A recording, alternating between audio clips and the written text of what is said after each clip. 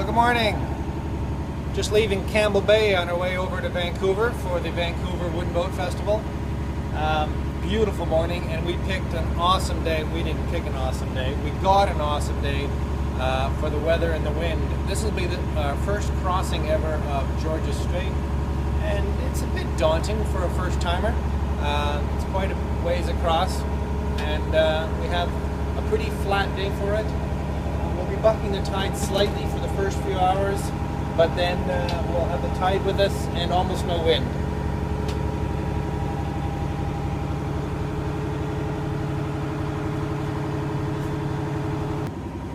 Just coming around the corner into Vancouver and English Bay. It was a really easy crossing across from Vancouver Island. Almost flat, calm, almost no wind. Really quite easy. So there's all the freighters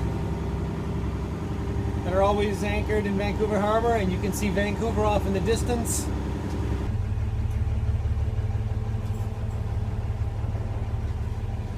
Yep, that's downtown Vancouver.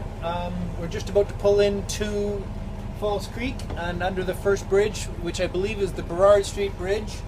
You can just see it over there possibly, and it's remarkable really. There's very little traffic. We swung in through an awful lot of freighters out in English Bay, but other than anchored vessels, there really isn't much going on. Here we are approaching Granville Island and the Wooden Boat Festival.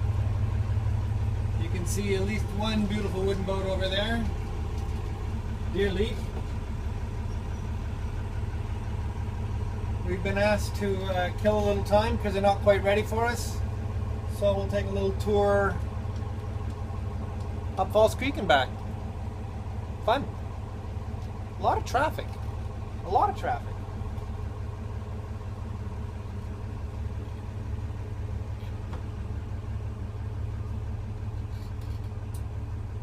I have to apologize. I bought a brand new camera for this trip and got some great footage of the wooden boat show. However, the camera promptly chewed up all my footage and I have nothing left but iPhone stuff. So here we go. Okay, so been off the boat for 5 minutes, and Liberty Distillery for one of their fantastic gin and tonics. And how about this amazing bar? I just love this place.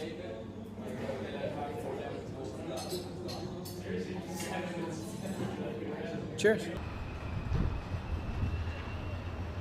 Well, it's Monday morning, Granville Island, just wrapping up after the Vancouver Classic Wooden Boat Show. What a great weekend we had, actually a week. We've been on this slip right at Granville Island for about a week, had some fabulous guests over, met some really interesting people, and saw some amazing boats.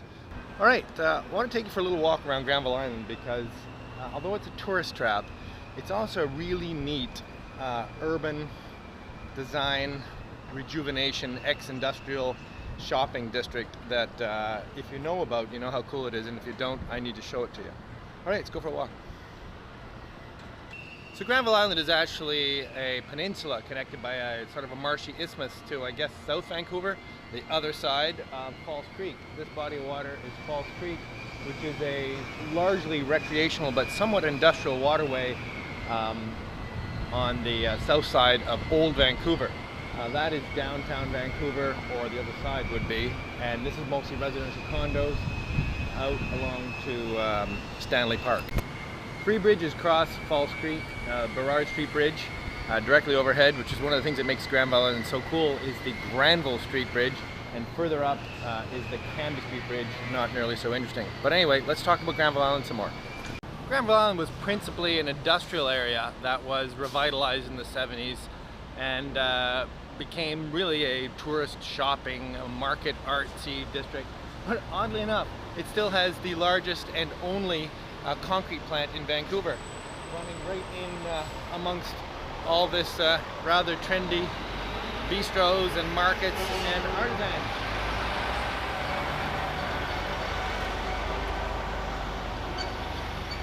In harmony, largely. One of the kingpins of the arts community here on the island would be Emily Carr University, which has sadly just closed its doors here and is moving off the island. They had some extraordinary holdings here, and I really wonder what all this property will be used for next. It certainly represents a large proportion of the real estate on the island. There's still an industrial segment to the island, including a boatyard that does some fine wooden boat work as well as fiberglass stuff at Alder Bay. Technically no one lives on the island except for a rather tidy, good-looking row of float homes in amongst the marinas, and I must say this is a beautiful little float home community, and what a privileged view they have. One of the things I really love about the island and the way that they've transformed it is that they've retained a lot of the old industrial landscape, including this rather marvelous rail crane, which is all lit up at night. Really, really fantastic. As I mentioned, this island is actually a peninsula, and it's connected to the mainland by a sort of a marshy isthmus, this park here. And there's a residential neighborhood over there that makes great use of this community center, which includes a splash park. I wish I was 12. The island is absolutely covered with restaurants, pubs, bistros of all sorts, most of which I have to admit are catered to the tourists, and nothing is really exceptional. I would say that the Cat's Social House, which is over on the south side of the island, does cater more to off-island residents, and I had dinner there last night and it was really pretty good. Give it a shot if you're here. I think some Vancouverites might feel that Vancouver and Falls Creek is not very accommodating to boaters, but from a Victoria standpoint, this place is absolutely chock-a-block with marinas and marine industry, including a full-service marine yard with travel lift right on this tiny island.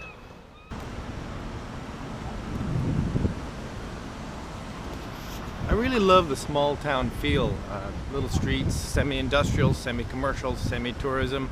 It just feels like a community. Perhaps the highlight of Granville Island would be the Granville Island Public Market, a massive, massive market. Let's go in.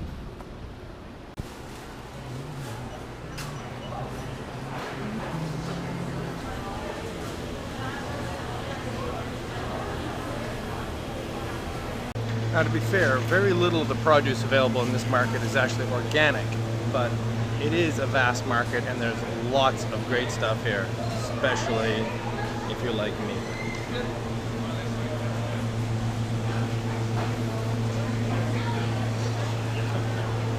Oh yeah, oh yeah. Again, with all the missing footage, I'm having a bit of a continuity problem here, but we're going to jump ahead to cruising up the Sunshine Coast. Our first stops will be Gibsons, BC. And if you're a Canadian growing up in the 70s, that name is synonymous with a television show called The Beachcombers.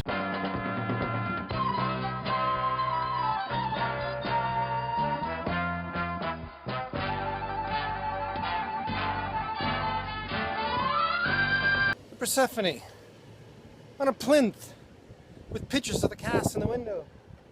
I just find that a little odd somehow. Seems more like a memorial than a, well, I guess it is a memorial, than a tribute. There's a bronze plaque, for crying out loud. Anyway, as I said before, for those of you Canadian and older, over 40, that was a big part of growing up. Gibson's Landing and Nick and Relic and all the crowd.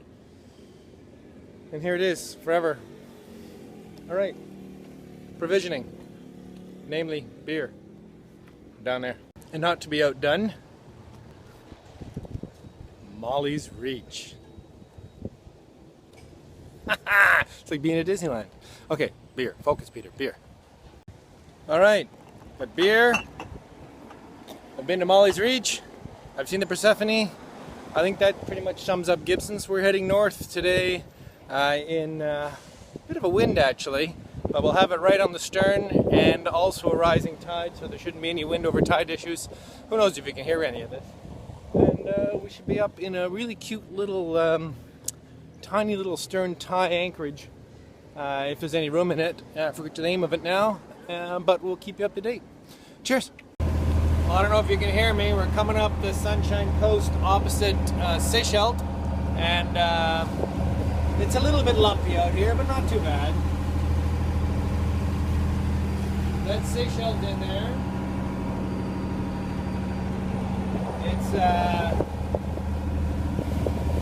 about 1 or 2 foot swells a little more sometimes on our port rear quarter, and we're surfing a bit, sometimes doing as much as 10 knots.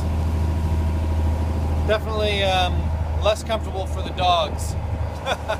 Anyway, we're only about an hour and a half from quite a cute little moorage, and we'll let you know when we get there. Cheers! Well, good morning. Spent the night in Smuggler's Cove. Can you believe it's called Smuggler's Cove? Well, it really should be, because it's a tiny little gap in the rock that opens up into this lovely big lagoon in here, and it's all set up for stern ties. And we had a really pleasant night in here. And I'm kind of giggling because I just shot my very first drone footage, which I'll show you now from up there.